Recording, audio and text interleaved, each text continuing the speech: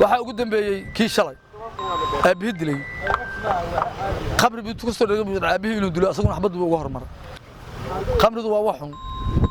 qof kasta oo qof dila qamri cabsan yahay gaalkacyo waxa ugu dambeeyay kii shalay aabihii dilay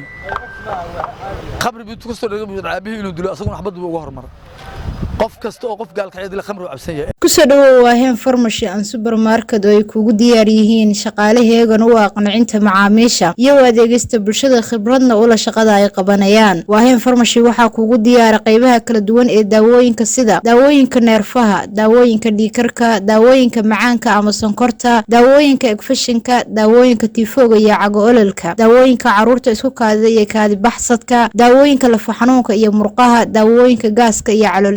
sidoo kale waxa kugu diyaar fitamiinada qaybaheeda kala duwan sida abateedka hurdada dadka waaweyn iyo caruur sidoo kale waxa uu ku diyaariyay waaheen farmashi daawooyinka heerbalka ah ee loo isticmaalayo infekshanka ragga iyo dumarkaba iyo daawooyin fitamiinada oo loo isticmaalayo xalinta khilaafaadka qoyska daawooyinkaas oo laga keenay daafaha dunida waxa kale oo waaheen ku balan qaadaya daawooyinka laga waayo dal sidoo kale qaybta supermarketka waxa kugu diyaara qaybaha kala duwan macmacaanka sida askrinta biskuudyada noocyadooda kala duwan sida Nutella timirta oo leh noocyo kala duwan sida cajwada waxa kale oo kugu diyaara waaheen supermarket malabyo saafiya oo Turki Sacuudi Carabiya iyo Soomaali malab waxa kale oo kugu diyaara noocyada caanaha sida caana ankar caana amis iyo caana xilwa iyo caana niido waaweyn iyo yaryara iyo niido balas iyo caana golden iyo caana diyaara oo leh waaweyn yaryar sidoo kale waxa kugu diyaara caanaha ciyaalka oo leh nafaqo aad u tayo sareysa sida caano nan 1 S26 1 iyo 2 iyo caanaha dadka waaweyn oo loogu talagalay oo leh nafaqo aad u tayo sareysa sida caano insure iyo cafayadii oo noocyo kala duwan leh sidoo kale waxa kugu diyaara waaheen supermarket adeega cosmetiga noocyadiisa kala duwan sida barfuunada oo aad u tayo sareeya shaambooyinka original